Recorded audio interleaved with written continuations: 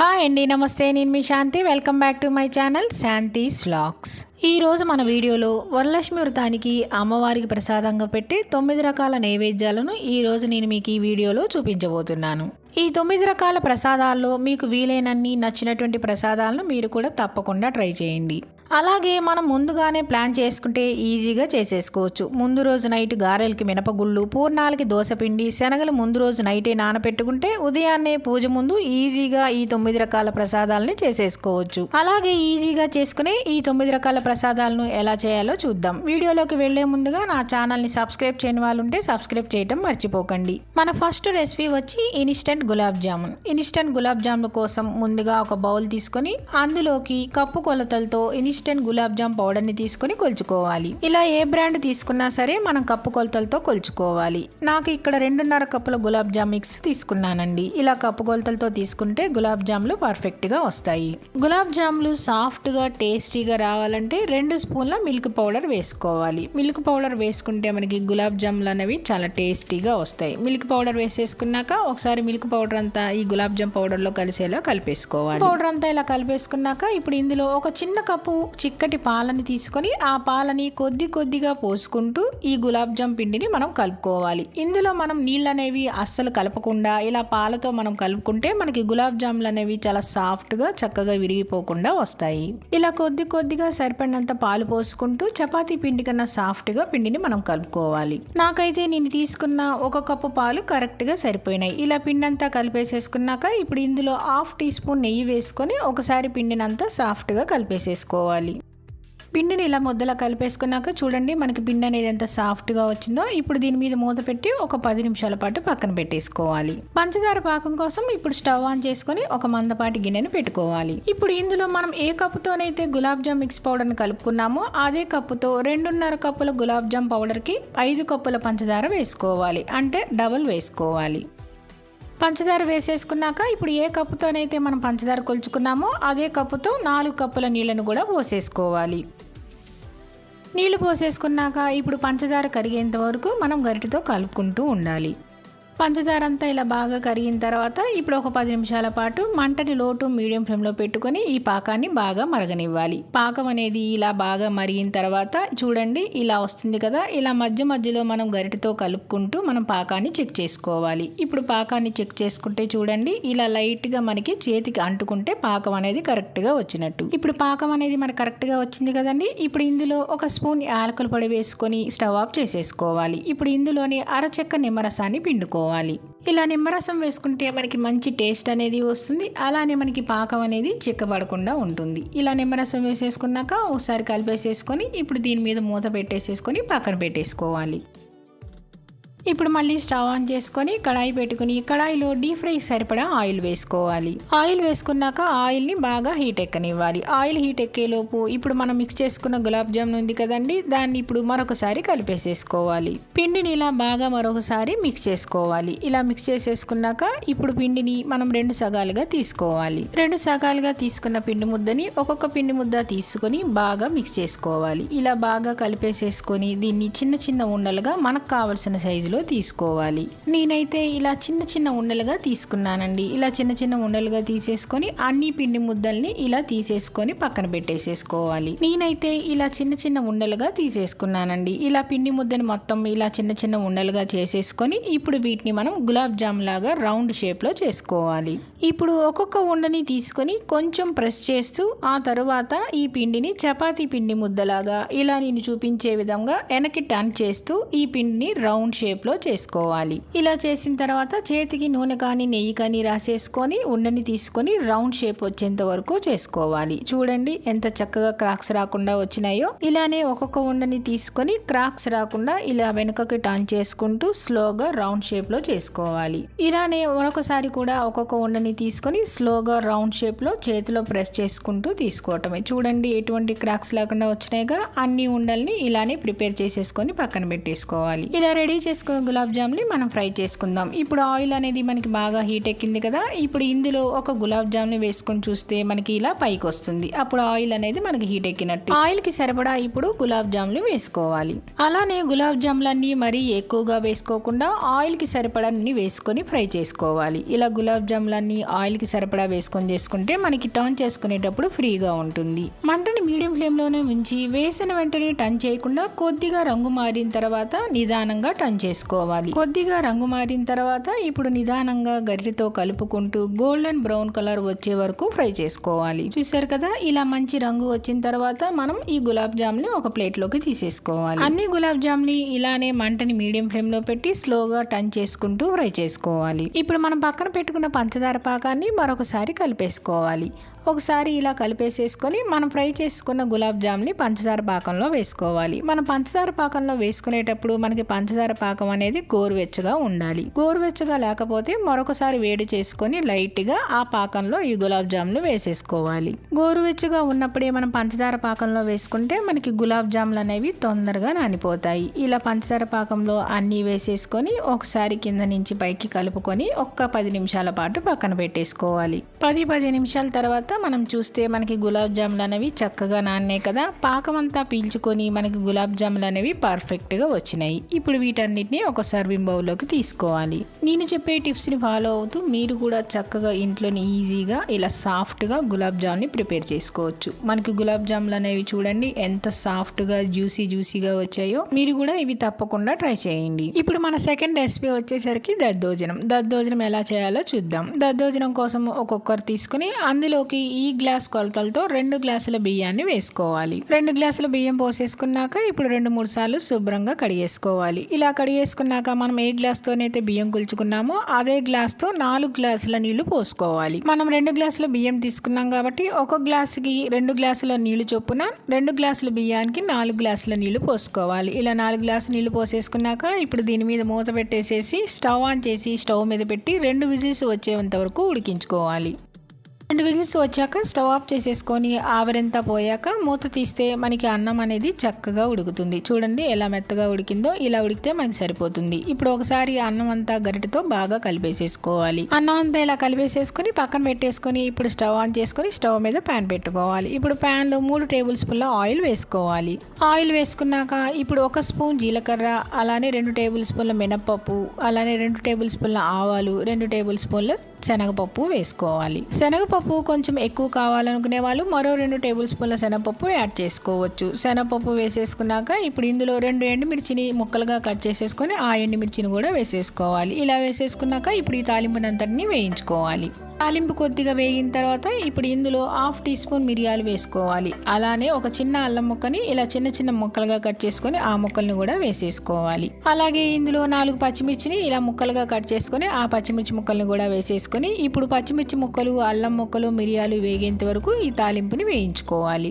తాలింపు అంతా ఇలా బాగా వేగిన తర్వాత ఇప్పుడు ఇందులో కొద్దిగా కరివేపాకుని తీసుకొని వేసుకొని ఆ కరివేపాకు వేగేంత వరకు వేయించుకోవాలి. కరివేపాకు కొద్దిగా లైట్గా వేగిన తర్వాత ఇప్పుడు స్టవ్ ఆఫ్ చేసేసుకొని ఈ తాలింపుని పక్కన పెట్టేసేసుకోవాలి. ఇప్పుడు మనం చల్లారి పెట్టుకున్న అన్నాన్ని ఒక బౌల్ తీసుకొని ఆ బౌల్లోకి మనం ఉడికించుకున్న అన్నం మొత్తం వేసేసుకోవాలి. అన్నం అంతా బౌల్లోకి వేసేసుకున్నాక ఒకసారి గరిటెతో ఉండలు లేకుండా ఇలా కలిపేసేసుకొని ఇప్పుడు ఇందులో 1 కప్పు పెరుగు వేసుకోవాలి. 1 కప్పు చిక్కటి పెరుగు వేసుకొని ఈ పెరుగంతా బాగా కలిసేలాగా అన్నంలో కలుపుకోవాలి. మనం వేసుకున్న పెరుగంతా అన్నానికి బాగా పట్టి బాగా కలిసేలా కలిపేసేసుకొని ఇప్పుడు ఇందులో 1 కప్పు పాలు తీసుకొని ఆ పాలని సగం పోసుకొని ఆ పాలు కూడా బాగా కలిసేలాగా అన్నంలో మరొకసారి కలుపుకోవాలి.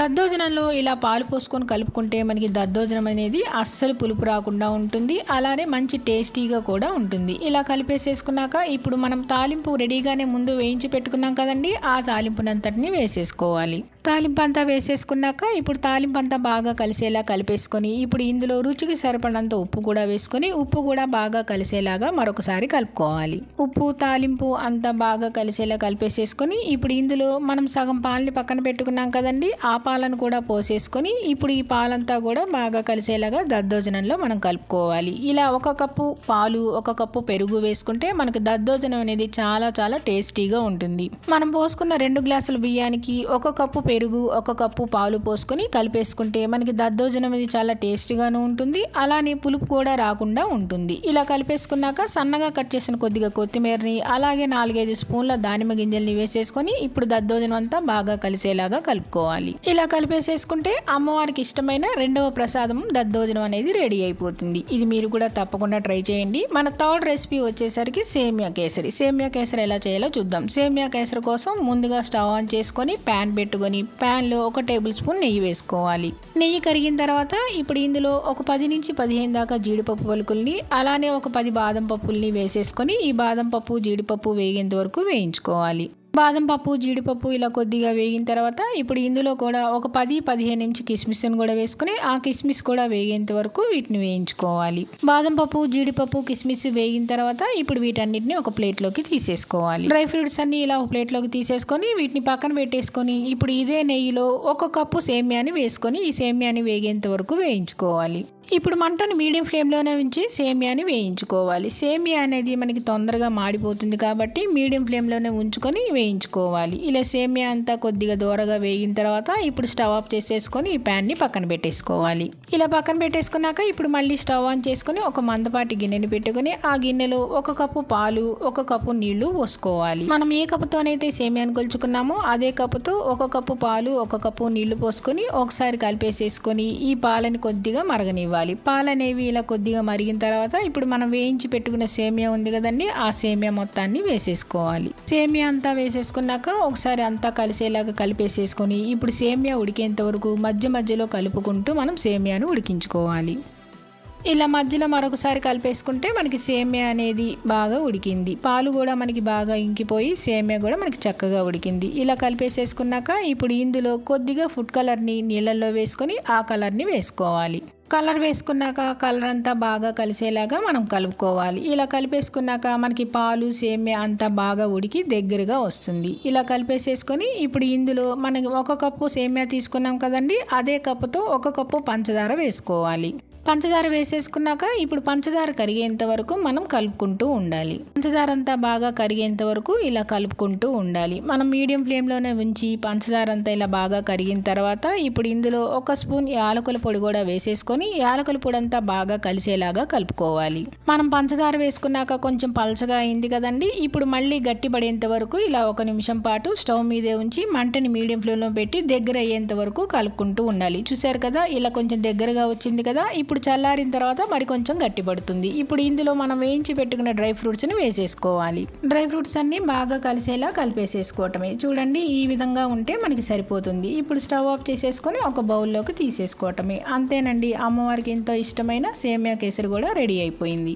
ఇప్పుడు మన 4th రెసిపీ టెంపుల్ స్టైల్ పులిహార. అచ్చం గుళ్ళో ప్రసాదం లాగా టేస్ట్ రావాలంటే ఎలా చేయాలో చూద్దాం. ఒక గిన్నె తీసుకొని ఆ గిన్నెలోకి 2 కప్పుల బియ్యాన్ని వేసుకుని 2-3 సార్లు శుభ్రంగా కడుక్కోవాలి. 2 కప్పుల క్వాంటిటీ వచ్చేసరికి 1/2 kg దాకా ఉంటాయి. ఇలా 2-3 సార్లు శుభ్రంగా కడిగేసుకున్నాక ఇప్పుడు మనం 2 కప్పుల బియ్యం పోసుకున్నాం కదండి, అలానే 2 కప్పుల బియ్యానికి 3 కప్పుల నీళ్లు పోసుకోవాలి. అంటే ఒక్కొక్క కప్పుకి 1.5 కప్పుల నీళ్ళ చొప్పున 3 కప్పుల నీళ్లు పోసుకోవాలి. స్టవ్ ఆన్ చేసి స్టవ్ మీద పెట్టి ఉడికించుకోవాలి. అన్నాన్ని మనం ఇలా విడిగానైనా వండుకోవచ్చు, లేదంటే కుక్కర్లోనైనా వండుకోవచ్చు. ఇప్పుడు ఒక గిన్నె తీసుకొని అందులోకి 50 గ్రాముల చింతపండు తీసుకొని చింతపండులో గింజలు ఈనెలు ఏమైనా ఉంటే తీసేసుకొని చింతపండు మునిగేంత వరకు నీళ్లు పోసుకొని నానబెట్టుకోవాలి. ఇలా చింతపండు మునిగేంత వరకు నీళ్లు పోసుకొని పక్కన పెట్టేసుకొని నానబెట్టుకోవాలి. ఇప్పుడు మరొక పక్క స్టవ్ ఆన్ చేసుకొని ప్యాన్ పెట్టుకొని ఇప్పుడు ప్యాన్లో 1 స్పూన్ ధనియాలు, అలానే 10 నుంచి 15 దాకా మిరియాలు, అలానే 1/2 టీ స్పూన్ మెంతులు, అలానే 1 స్పూన్ జీలకర్ర, 1 స్పూన్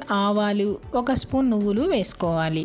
ఇవన్నీ వేసేసుకున్నాక ఇప్పుడు మంటని లో ఫ్లేమ్లో పెట్టేసి వీటన్నిటిని వేయించుకోవాలి. ఇందులో మనం మెంతులు వేసుకున్నాం కదండి, ఇలా మెంతులు వేసుకోవటం వల్ల మనకి పులిహార అనేది చాలా చాలా టేస్టీగా ఉంటుంది. చేదు అనేది అస్సలు రాదు. ఇలా వేయించుకున్నాక కొద్దిగా ఇప్పుడు ఇందులో 3 ఎండుమిర్చిని కూడా వేసుకుని వీటన్నిటిని కలిపి వేయించుకోవాలి. వీటన్నిటిని 1 నిమిషం పాటు ఇలా బాగా వేయించుకున్న తర్వాత ఇప్పుడు ఇందులో కొద్దిగా ఇంగువని వేసుకోవాలి. కొద్దిగా ఇంగు వేసేసుకున్నాక ఇప్పుడు ఈ ఇంగు అంతా బాగా కలిసేలాగా కలుపుకోవాలి.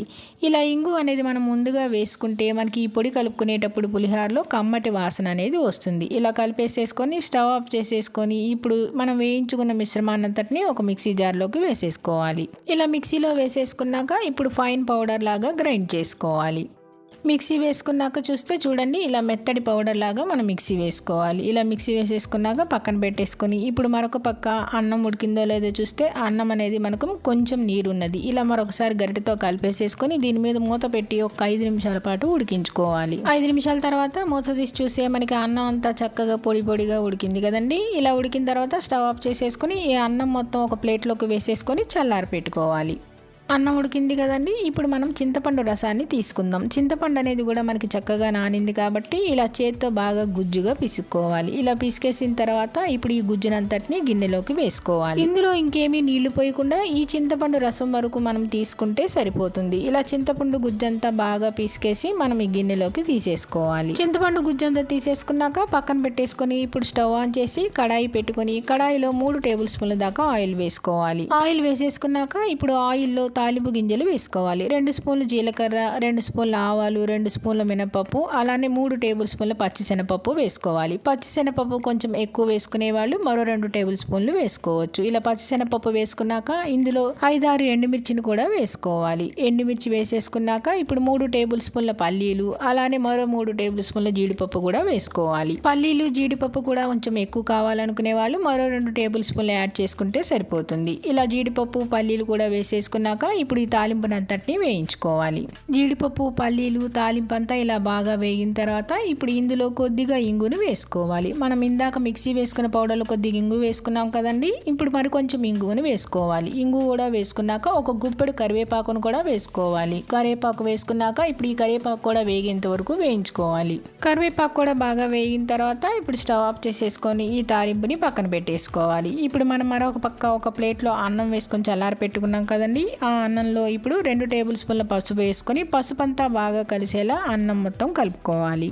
పసుపు అంతా ఇలా బాగా కలిసి అన్నం అంతా ఇలా బాగా కలుపుకున్నాక ఇప్పుడు మనం మిక్సీ వేసుకున్న పొడి ఉంది కదండి, ఆ పొడిని మొత్తాన్ని వేసేసుకోవాలి. ఈ పొడిని ఇలా మనం ముందే వేసుకొని అన్నంలో కలుపుకుంటే మనకి పులిహోర అనేది మంచి టేస్ట్ అనేది వస్తుంది. ఇలా పొడి అంతా వేసేసుకొని అన్నంలో ఈ పొడంతా బాగా కలిసేలాగా కలిపేసేసుకోవాలి. ఇలా కలుపుకున్నాక మనం తాలింపు వేసి రెడీగా పెట్టుకున్నాం కదండి, ఆ తాలింపును కూడా ఈ పులిహోరలోకి వేసేసుకోవాలి. ఇలా వెడల్పుగా ఉన్న ప్లేట్లోకి తీసుకుంటే అన్నం మనకి తొందరగా చల్లారిపోతుంది. ఇలా తాలింపు అంతా వేసేసుకొని ఇప్పుడు ఈ తాలింపు అంతా బాగా కలిసేలాగా కలిపేసుకోవాలి. కలిపేసేసుకొని దీన్ని పక్కన పెట్టేసుకొని ఇప్పుడు స్టవ్ ఆన్ చేసి కడాయి పెట్టుకోవాలి. ఇప్పుడు ఈ కడాయిలో మనం చింతపండు గుజ్జు ముందే రెడీగా తీసి పెట్టుకున్నాం కదండి, ఆ చింతపండు గుజ్జు మొత్తం వేసేసుకోవాలి. ఇప్పుడు ఇందులో అలానే 1 టీ స్పూన్ ఆయిల్ కూడా వేసుకుని ఒక చిన్న బెల్లం ముక్క వేసుకోవాలి. ఇలా బెల్లం వేసుకుంటే మనకి పులుపు అనేది బ్యాలెన్స్ అవుతుంది. ఇప్పుడు 10 నుంచి 15 దాకా పచ్చిమిరపకాయలు తీసుకొని ఒక్కొక్క పచ్చిమిరపకాయని నేను చూపించే విధంగా ఇలా మధ్యలో ఘాటు పెట్టి వేసుకోవాలి. ఇలానే మధ్యలో ఘాటు పెట్టి అన్ని పచ్చిమిరపకాయలని వేసేసుకోవాలి. పచ్చిమిరపకాయలు వేసుకున్నాక ఒకసారి కలిపేసుకొని ఈ చింతపండు రసాన్ని అంతటిని బాగా మరగనివ్వాలి. ఇలా మరిగిన తర్వాత చూడండి మనకి 50% దాకా పచ్చిమిరపకాయలు ఉడికినాయి. ఇప్పుడు ఇందులో తగినంత ఉప్పు వేసుకోవాలి.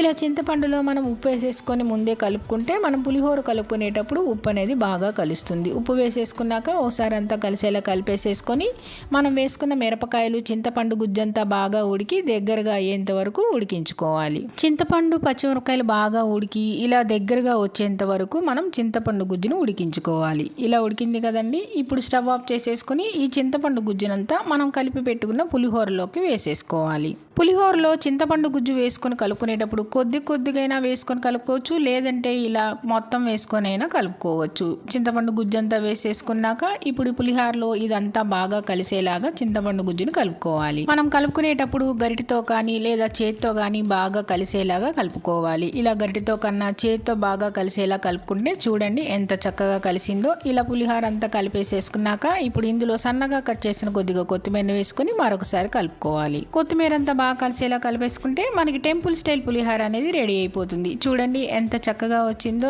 అచ్చం గుడిలో ప్రసాదం పులిహోర లాగా వచ్చింది కదా. ఇది మీరు కూడా తప్పకుండా ట్రై చేయండి. నెక్స్ట్ మన 5th రెసిపీ పూర్ణం బూరెలు. పూర్ణం బూరెలు ఎలా తయారు చేయాలో చూద్దాం. పూర్ణం బూరెల కోసం ఒక గిన్నె తీసుకొని అందులోకి 1 కప్పు మినపగుళ్ళని వేసుకోవాలి. అలానే 1 కప్పు మినపగుళ్ళకి 2 కప్పుల బియ్యాన్ని వేసుకోవాలి. మనం దోసల పిండిలోకి స్టోర్ బియ్యం వేసుకుంటే మనకి పిండి అనేది చక్కగా వస్తుంది. బియ్యం కూడా వేసేసుకున్నాక ఇప్పుడు 2-3 సార్లు శుభ్రంగా కడిగేసేసుకోవాలి. మనం మినపగుళ్ళని బియ్యాన్ని విడివిడిగా నానబెట్టుకోవచ్చు, లేదంటే లేదంటే ఇలా కలిపైనా నానబెట్టేసుకోవచ్చు. ఇలా కడిగేసుకున్నాక నీళ్లు పోసేసుకొని కనీసం 6 గంటల దాకా నానబెట్టుకోవాలి. నేనైతే నైటే నానబెట్టుకున్నానండి. నెక్స్ట్ డే మార్నింగ్ కల్లా చక్కగా నానిపోయినాయి. ఇలా నానిన తర్వాత శుభ్రంగా గ్రైండ్ చేసేసుకోవాలి. ఇలా గ్రైండ్ చేసుకొని ఈ పిండిని కనీసం 2-3 గంటల దాకా నాననివ్వాలి. ఇలా నానితే మనకి పూర్ణాలు అనేవి చక్కగా వస్తాయి. ఈ లోపు మనం లోపల పూర్ణాన్ని తయారు చేసుకుందాం. పూర్ణం కోసం ఒక కుక్కర్ తీసుకుని అందులో 1 కప్పు పచ్చిశనగపప్పు వేసుకోవాలి. పచ్చిశనగపప్పు వేసుకొని ఈ పచ్చిశనగపప్పును కూడా 2-3 సార్లు ఇలా కడిగేసేసుకోవాలి. కడుక్కున్నాక ఇప్పుడు 1 కప్పు పచ్చిశనగపప్పుకి 2 కప్పుల నీళ్లు పోసుకోవాలి. 1 కప్పు పచ్చిశనగపప్పు క్వాంటిటీ వచ్చేసరికి మనకి 1/2 కేజీ దాకా ఉంటాయి. ఇలా 2 కప్పులు నీళ్లు పోసేసుకున్నాక ఇప్పుడు దీని మీద మూత పెట్టి విజిల్ పెట్టేసేసి స్టవ్ ఆన్ చేసి స్టవ్ మీద పెట్టి 2 విజిల్స్ వచ్చేంత వరకు ఉడికించుకోవాలి. 2 విజిల్స్ వచ్చాక స్టవ్ ఆఫ్ చేసేసుకొని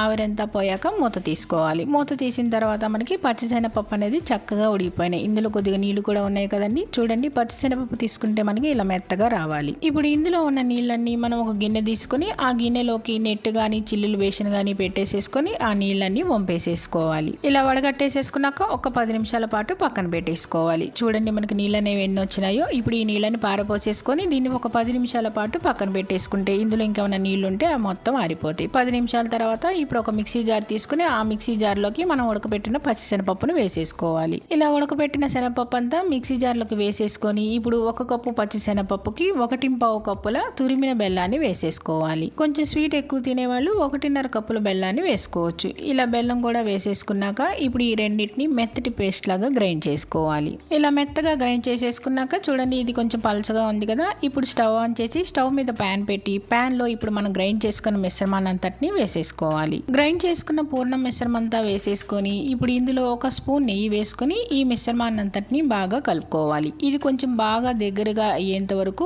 ఒక్కొక్క స్పూన్ నెయ్యి వేసుకుంటూ దీన్ని బాగా కలుపుకోవాలి. ఇప్పుడు మంటని మీడియం ఫ్లేమ్ లో పెట్టి పూర్ణం పిండంతా కొంచెం దగ్గరగా వచ్చి ఇందులో ఉండే చెమ్మంతా పోయి కొంచెం స్టిఫ్ గా అయ్యేంత వరకు మధ్య మధ్యలో ఒక్కొక్క స్పూన్ నెయ్యి వేసుకుంటూ పూర్ణం ఉండలు తయారు చేసుకునేంత వీలుగా ఉండేంత వరకు కలుపుకుంటూ ఉండాలి. అలానే అడుగంటకుండా కలుపుకుంటూ ఉండాలి. ఇలా పూర్ణం పిండంతా దగ్గరగా అయ్యాక ఇందులో 1 స్పూన్ యాలకుల పొడి వేసుకుని మరొకసారి కలుపుకోవాలి. యాలకుల పొడి వేసుకున్నాక బాగా కలిపాక చూడండి, మనకి ప్యాన్ కి అంటుకోకుండా ఉంటే మనకి పూర్ణం పిండి రెడీ అయిపోయినట్టే. ఇలా కలిపేసేసుకున్నాక స్టవ్ ఆఫ్ చేసేసుకొని దీన్ని పక్కన పెట్టేసుకొని చల్లారి పెట్టుకోవాలి. ఇప్పుడు మనం దోశ పిండిని చూద్దాం. 2-3 గంటల పాటు ఇలా నానిన తర్వాత మనకి పిండి అనేది కొద్దిగా పులుస్తుంది. చూడండి, చక్కగా పులిసింది కదా. ఇప్పుడు దీన్ని మనకు కావాల్సినంత పిండిని తీసుకుని ఒక బౌల్లోకి వేసుకోవాలి. మనకు కావాల్సినంత పిండిని ఒక బౌల్లోకి వేసుకోవాలి. మిగతా పిండిని మనం దోశలకు కూడా వాడుకోవచ్చు. ఇలా పిండిని కావాల్సినంత తీసేసుకున్నాక ఇప్పుడు ఇందులో 1/2 టీ స్పూన్ ఉప్పు వేసుకోవాలి. అలానే ఇందులో 1/2 టీ స్పూన్ వంట సోడా కూడా వేసుకోవాలి. వంట సోడా మరీ ఎక్కువగా వేసుకుంటే మనకి ఆయిల్ అనేది పీల్చేస్తుంది కాబట్టి 1/2 టీ స్పూన్ వేసుకుంటే సరిపోతుంది. అలానే మనం ఇందులో 2 స్పూన్ల పంచదార కూడా వేసుకోవాలి. పంచదార వేసుకున్నాక ఇప్పుడు ఇందులో ఎక్కువ నీళ్లు పోసుకోకుండా కొద్దిగా నీళ్లు పోసుకుని పిండిని బాగా కలుపుకోవాలి. పంచదార కరిగేంత వరకు ఈ పిండి అంతా బాగా బీట్ చేస్తూ కలుపుకోవాలి. పంచదార వేసుకున్నాం కదండి. పంచదార వేయటం వల్ల మనకి పూర్ణం బోర్లు అనేవి చక్కగా ఎర్రగా వేగుతాయి. పై పొర అనేది బాగా టేస్టీగా ఉంటుంది. ఇలా పిండిని బాగా బీట్ చేస్తూ చూడండి, ఈ కన్సిస్టెన్సీలో ఉంటే పిండి మనకి సరిపోతుంది. మరి ఎక్కువ నీళ్లు పోసేసుకుని పల్చగా కలుపుకుంటే మనకి ఆయిల్ అనేది ఎక్కువ పీలుస్తుంది. ఇప్పుడు పూర్ణం పిండి అనేది బాగా చల్లారింది. కొద్దిగా గోరువెచ్చగా ఉంది. చూడండి, ఇలా గోరువెచ్చగా ఉన్నప్పుడే మనం ఉండల్ని చేసేసుకోవాలి. ఈ పూర్ణం పిండిని కొద్దిగా తీసుకుంటూ మీకు నచ్చిన సైజులో చిన్న చిన్న బాల్స్ లాగా రౌండ్ గా చుట్టుకోవాలి. ఇలా మీకు ఎన్ని బాల్స్ కావాలంటే అన్ని బాల్స్ ని తయారు చేసుకోవచ్చు. ఒకవేళ ఈ పూర్ణం పిండి మిగిలితే ఫ్రిడ్జ్ లో పెట్టుకుని ఎప్పుడు కావాలంటే అప్పుడు పూర్ణం బూరెలు వేసుకోవచ్చు. నేనైతే మొత్తం పిండిని బాల్స్ లాగా చుట్టేసుకున్నానండి. నాకు ఇక్కడ 23 పూర్ణాల దాకా అయినాయి. ఇలా బాల్స్ అన్ని చుట్టేసుకున్నాక ఇప్పుడు మనం పూర్ణం బూరెలు వేసుకుందాం. ఇప్పుడు స్టవ్ ఆన్ చేసుకుని కడాయి పెట్టుకుని కడాయిలో డీప్ ఫ్రైకి సరిపడా ఆయిల్ వేసుకోవాలి. ఆయిల్ వేసేసుకొని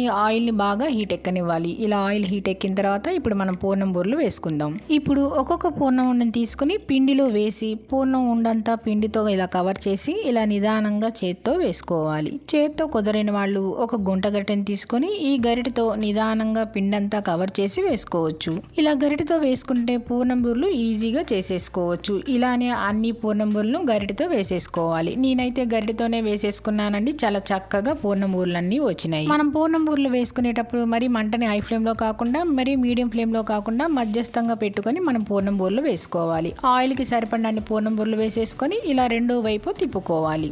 రెండో వైపు కూడా టర్న్ చేసిన తర్వాత ఈ పూర్ణం బూరెలని బాగా వేగనివ్వాలి. గోల్డెన్ బ్రౌన్ కలర్ వచ్చే వరకు వేయించుకోవాలి. ఇలా మంచి రంగు వచ్చిన తర్వాత వీటన్నిటిని ఒక ప్లేట్లోకి తీసేసుకోవాలి. ఇలానే అన్ని పూర్ణం బూరెలను వేసేసుకొని రెండు వైపులా బాగా కాలిన తర్వాత గోల్డెన్ బ్రౌన్ కలర్ వచ్చి చక్కగా పైన క్రిస్పీగా కరకరలాడుతూ నాలుగు వైపులా వేగిన తర్వాత మనం ఒక ప్లేట్లోకి తీసేసుకోవాలి. మనం పై పిండిలో పంచదార వేసుకున్నాం కదండి, చక్కగా చూడండి మంచి రంగు వచ్చి కరకరలాడుతూ చాలా చాలా టేస్టీగా పూర్ణం బూరెలు అనేవి మనకు వచ్చినాయి. క్రిస్పీగా లోపల సాఫ్ట్గా రోజంతా మంచి టేస్టీగా ఉండే పూర్ణం బూరెలు రెడీ అయినాయి. ఎక్కడా కూడా గట్టిగా లేకుండా చాలా చాలా బాగా వచ్చినాయండి. అలాగే నేను చెప్పిన ఈ ప్రాసెస్తో పర్ఫెక్ట్గా పూర్ణం బూరెలను ఈ పండగకి మీరు కూడా తప్పకుండా ట్రై చేయండి. నెక్స్ట్ మన 6th రెసిపీ మినపగారెలు ఎలా చేయాలో చూద్దాం. మినపగారెల కోసం ఒక గిన్నె తీసుకొని ఒక గిన్నెలోకి 2 కప్పుల మినపగుళ్ళను తీసుకోవాలి. మినపగుళ్ళు క్వాంటిటీ వచ్చేసరికి 1/2 కేజీ దాకా ఉంటాయండి. ఇలా మినపగుళ్ళు వేసేసుకున్నాక 2-3 సార్లు శుభ్రంగా కడుక్కోవాలి. ఇలా కడిగిన తర్వాత మినపగుళ్ళ నిండా నీళ్లు పోసేసుకొని కనీసం 4-5 గంటల పాటు నానబెట్టుకోవాలి. 4-5 గంటల తర్వాత మనకు మినపగుళ్ళు అనేవి బాగా నానిపోతాయి. ఇప్పుడు మినపగుళ్ళని ఒక జాలి గిన్నెలోకి తీసేసుకొని ఇందులో ఉన్న ఎక్సెస్ వాటర్ అంతా తీసేసుకోవాలి. ఇలా తీసేసుకొని దీన్ని పక్కన పెట్టేసుకోవాలి. ఒక మిక్సీ జార్ తీసుకుని అందులో ఒక చిన్న అల్లం ముక్కని ముక్కలుగా కట్ చేసుకొని వేసుకోవాలి. అలానే 5-6 పచ్చిమిర్చిని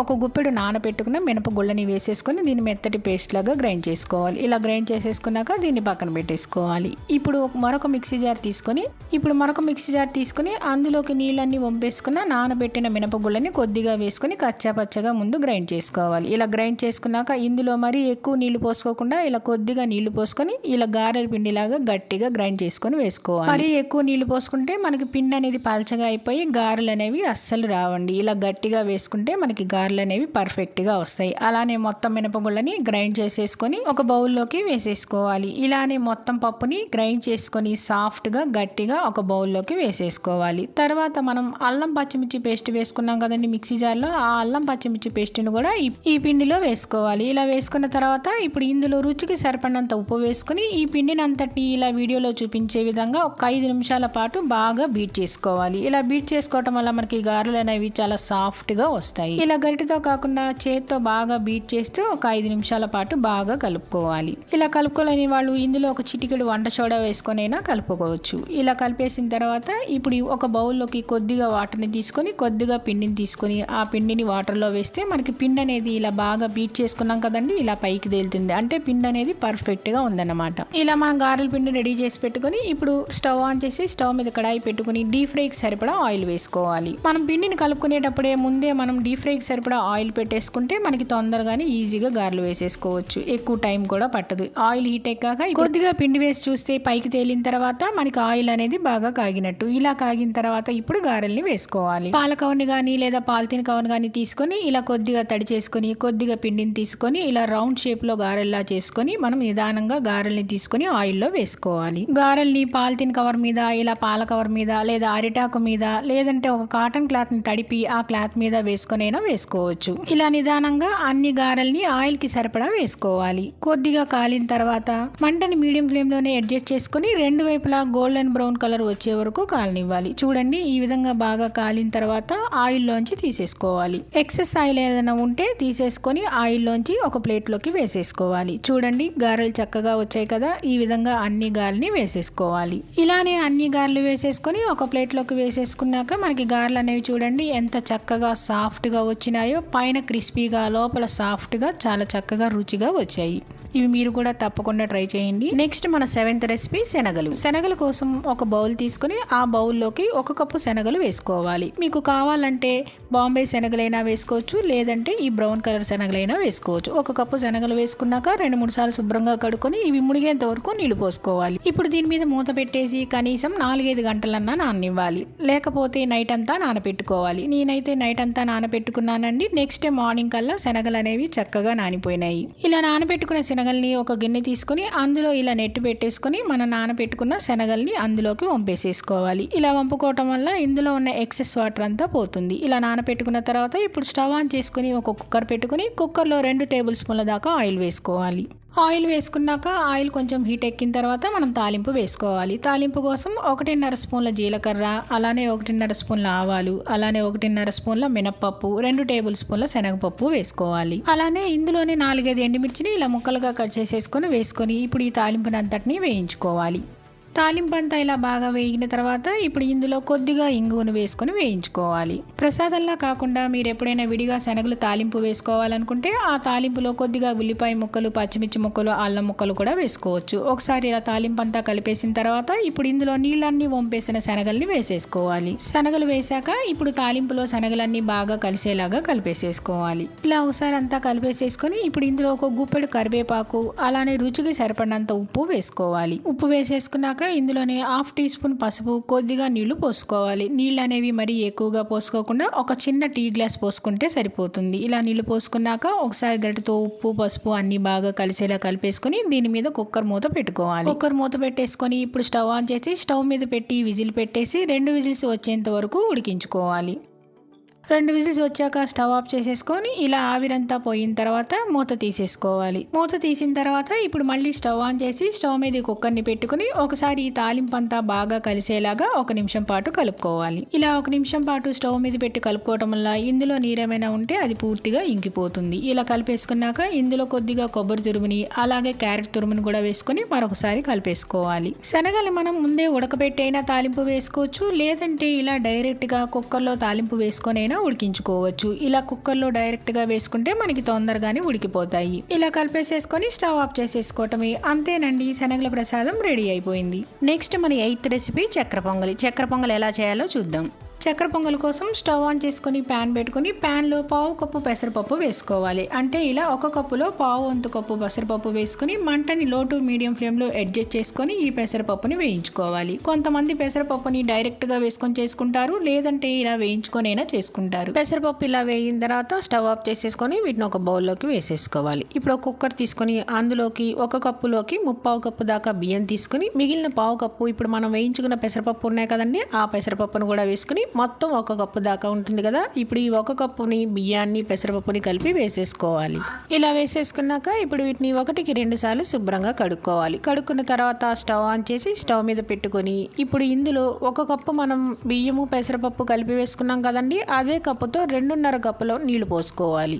మీకు కావాలనుకుంటే దీన్ని ఒక 10 నిమిషాల పాటు నానబెట్టైనా మనం తీసుకోవచ్చు, లేదంటే కుక్కర్లోనే కాబట్టి డైరెక్ట్గానే ఇలా 2.5 కప్పులు నీళ్లు పోసేసుకొని మూత పెట్టేసేసి 2 విజిల్స్ వచ్చేదాకా ఉడికించుకోవాలి. 2 విజిల్స్ వచ్చాక స్టవ్ ఆఫ్ చేసేసుకొని ఆవిరంతా పోయాక మూత తీసుకోవాలి. మూత తీసి ఒకసారి అంతా కలుపుకోవాలి. మనం 2.5 కప్పుల నీళ్లు పోసుకున్నాం కదండి, చూడండి చక్కగా ఉడికింది. అదే 2 కప్పులు పోసుకుంటే మనకి పొడి పొడిగా అయిపోతుంది. 2.5 కప్పులు అయితే కరెక్ట్గా సరిపోతుంది. ఇప్పుడు స్టవ్ ఆన్ చేసేసుకొని కలుపుకున్నాక మళ్ళీ ఒకసారి స్టవ్ మీద పెట్టుకోవాలి. ఇప్పుడు స్టవ్ మీద పెట్టుకున్నాక ఇందులో 1/2 కప్పు దంచిన బెల్లాన్ని, అలానే 1 కప్పు పంచదారని వేసుకోవాలి. ఇలా 2 వేసేసుకున్నాక ఇప్పుడు ఈ 2 కరిగేంత వరకు మనం కలుపుకుంటూ ఉండాలి. ఇప్పుడు మంటని లో ఫ్లేమ్ లో పెట్టేసేసుకుని ఇప్పుడు నిదానంగా పంచదార, బెల్లం కరిగేంత వరకు కలుపుకుంటూ ఉండాలి. మరీ ఎక్కువగా కలిపేసేసుకుంటే మనకు అన్నం అనేది మెత్తబడిపోతుంది కాబట్టి మరీ ఎక్కువగా కలపన అవసరం లేదండి. ఇలా కరిగిన తర్వాత ఇప్పుడు ఇందులో 1 స్పూన్ నెయ్యి, 1 స్పూన్ యాలకుల పొడి వేసుకొని ఈ 2 బాగా కలిసేలాగా కలుపుకోవాలి. ఈ నెయ్యి, యాలకుల పొడి బాగా కలిసేలా కలిపేసేసుకున్నాక ఇప్పుడు ఇందులో మీకు కొంచెం నెయ్యి అనేది తగ్గితే అనిపిస్తే మరొక స్పూన్ నెయ్యి వేసుకొనైనా కలుపుకోవచ్చు. ఇప్పుడు చూడండి ఈ విధంగా ఉంటే మనకు సరిపోతుంది. ఇది చల్లారిన తర్వాత ఇంకొంచెం గట్టి పడుతుంది. ఇప్పుడు దీన్ని పక్కన పెట్టేసేసుకుని ఇదే స్టవ్ మీద మరొక ప్యాన్ పెట్టుకోవాలి. ప్యాన్ పెట్టుకున్నాక ఇప్పుడు ప్యాన్లో 2 టేబుల్ స్పూన్ల నెయ్యి వేసుకొని కరిగించుకోవాలి. నెయ్యి అంతా కరిగిన తర్వాత ఇందులో కొద్దిగా ఎండు కొబ్బరి ముక్కల్ని ఇలా చిన్న చిన్న ముక్కలుగా కట్ చేసుకొని వేసుకోవాలి. అలానే కిస్మిస్, బాదం పప్పు, జీడిపప్పు కూడా వేసేసుకొని వీటన్నిటిని వేయించుకోవాలి. మనం ఇందులో ఎండు కొబ్బరి ముక్కలు వేసుకున్నాం కదండి, మీకు కావాలంటే పచ్చి కొబ్బరి ముక్కలైనా వేసేసుకోవచ్చు. డ్రై ఫ్రూట్స్ అన్ని ఇలా వేగిన తర్వాత ఇప్పుడు దీన్ని పక్కన పెట్టేసుకొని ఇదే స్టవ్ మీద మళ్ళీ కుక్కర్ పెట్టుకోవాలి. ఇప్పుడు కుక్కర్లో మనం వేయించుకున్న డ్రై ఫ్రూట్స్ అన్ని వేసేసుకోవాలి. డ్రై ఫ్రూట్స్ అన్ని వేసేసుకున్నాక ఇవన్నీ బాగా కలిసేలాగా కలుపుకోవాలి.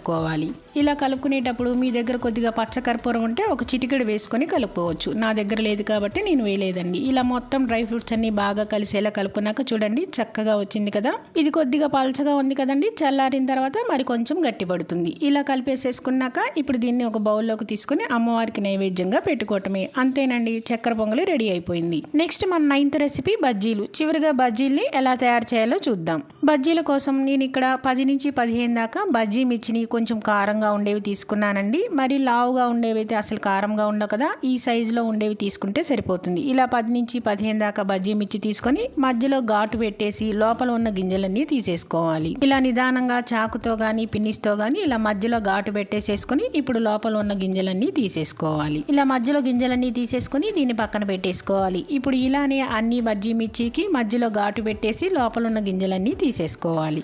చూడండి, ఇలా లోపల ఉన్న గింజలన్నీ తీసేసుకొని వీటన్నిటిని పక్కన పెట్టేసుకోవాలి. ఇలా అన్ని బజ్జీ మిర్చి రెడీ చేసేసుకున్నాక దీన్ని పక్కన పెట్టుకుని ఇప్పుడు ఒక బౌల్ తీసుకొని అందులోకి 2 స్పూన్ల శనగపిండి వేసుకోవాలి. ఇలా శనగపిండి వేసేసుకున్నాక ఇప్పుడు ఇందులో 3/4 టీ స్పూన్ వాము వేసుకోవాలి. వాము వేసుకున్నాక ఇందులో 1/2 టీ స్పూన్ జీలకర్ర పొడి, అలానే తగినంత ఉప్పు వేసుకోవాలి. ఉప్పు అనేది 1/2 టీ స్పూన్ వేసుకుంటే సరిపోతుంది, మరీ ఎక్కువ వేసుకుంటే మనకి ఉప్పగా అయిపోతుంది. ఇలా వేసేసుకున్నాక ఇవన్నీ బాగా కలిసేలాగా కలుపుకోవాలి. ఉప్పుని మనం పిండిలో వేసుకొని కూడా కలుపుకుంటాం కాబట్టి ఇందులో 1/2 టీ స్పూన్ వేసుకొని కలుపుకుంటే సరిపోతుంది. ఇలా కలిపేసేసుకున్నాక ఇందులో కొద్దిగా నీళ్లు పోసుకుంటూ దీన్ని కొంచెం గట్టి పిండిలాగా కలుపుకోవాలి. అందరూ బజ్జీ మిర్చిలో స్టఫింగ్కి ఇలా డైరెక్ట్గా పొడిని పిండే పెట్టేస్తూ ఉంటారు కదండి. ఇలా కాకుండా ఇలా కొంచెం పిండిని గట్టిగా కలుపుకొని పెట్టుకుంటే బజ్జీ మిర్చిలు లోపల బాగా ఉడికి మనం తినేటప్పుడు చాలా చక్కగా టేస్టీగా కూడా ఉంటుంది. చూడండి, ఇలా గట్టిగా కలిపేసేసుకుంటే సరిపోతుంది. మరీ పలచగా కాకుండా ఈ విధంగా కలుపుకుంటే సరిపోతుంది. ఇప్పుడు ఒక్కొక్క బజ్జీ మిర్చిని తీసుకొని అందులోకి ఈ స్పూన్తో మనం కొద్దిగా పిండిని బజ్జీ మిర్చి లోపల పెట్టాలి. మరీ ఎక్కువగా కాకుండా ఒక 1/2 టీ స్పూన్ పిండిని ఇలా లోపల పెట్టి స్టఫ్ చేసేసుకొని క్లోజ్ చేసేసుకోవాలి. లోపల స్టఫింగ్ పిండి పెట్టేశాక పైనున్న పిండి అంతా ఇలా తీసేసుకొని దీన్ని పక్కన పెట్టేసుకోవాలి. ఇలా స్టఫింగ్ పిండి పెట్టుకొని మనం బజ్జీ మిర్చిలు వేసుకుంటే లోపల పిండి అనేది ఉడికి మనం బజ్జీ మిర్చిలు తినేటప్పుడు కారం లేకుండా చాలా రుచిగా ఉంటాయి. ఇలా స్టఫింగ్ చేసేసుకొని అన్ని బజ్జీ మిర్చిలకి పెట్టేసేసుకోవాలి. ఇలానే అన్ని బజ్జీ మిర్చిలు స్టఫ్ చేసేసుకొని వీటిని పక్కన పెట్టేసుకొని ఇప్పుడు ఒక బౌల్ తీసుకొని అందులోకి 1 కప్పు శనగపిండి వేసుకోవాలి. క్వాంటిటీలో చెప్పాలంటే 1/2 కేజీ దాకా ఉంటుంది. ఇలా కప్పు శనగపిండి వేసుకున్నాక ఇందులో 2 టేబుల్ స్పూన్ల బియ్యం పిండి, అలానే రుచికి సరిపడంత ఉప్పు, 1/2 టీ స్పూన్ వంట సోడా వేసుకోవాలి. అలానే ఇందులో 1/2 టీ స్పూన్ పసుపు వేసుకొని ఇవన్నీ బాగా కలిసేలాగా పిండంతా కలుపుకోవాలి.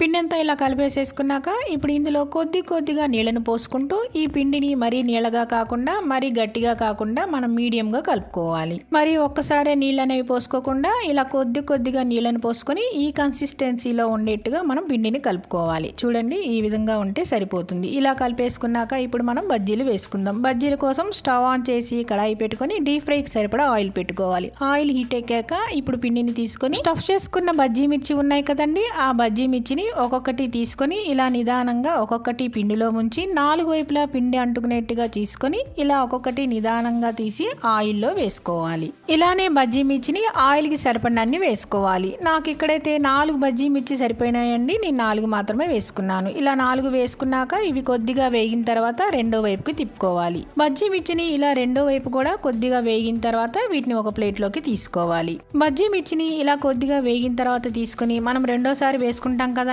అప్పుడు అవి ఇవి రెండు కలిపి వేయించుకుంటే బజ్జీ మిర్చి అనేవి అచ్చం మనం బయట కొన్న బజ్జీ మిర్చి లాగానే మంచి టేస్టీగా ఉంటాయి. ఇప్పుడు మరొకసారి కూడా బజ్జీల్ని ఇలానే వేసుకోవాలి. ఆయిల్కి సరిపడినన్ని వేసుకొని వేయించుకోవాలి. ఆయిల్కి సరిపడినన్ని వేసేసుకొని కొద్దిగా వేగిన తర్వాత మరొక వైపు కూడా తిప్పేసేసుకుని వీటిని కూడా కొద్దిగా వేగనివ్వాలి.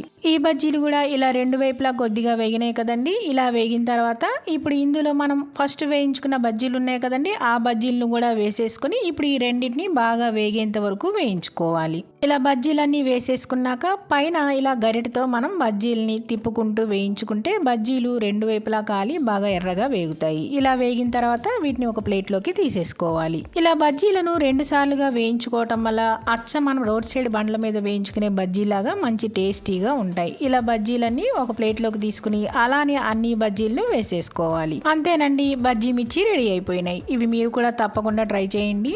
చూశారు కదండి, ఈ 9 రకాల ప్రసాదాలను అమ్మవారికి నైవేద్యంగా మీరు కూడా తప్పకుండా ట్రై చేయండి. ట్రై చేసి మీకు ఎలా వచ్చిందో కామెంట్స్లో తెలియజేయడం మర్చిపోకండి. అంతేకాదండి, ఈ 9 రకాల ప్రసాదాల వీడియో మీకు నచ్చిందా అండి? నచ్చితే కనుక లైక్ చేయండి, షేర్ చేయండి, సబ్స్క్రైబ్ చేయండి. మరిన్ని అప్డేట్ కోసం కిందన్న బెల్ ఐకాన్ని క్లిక్ చేయండి.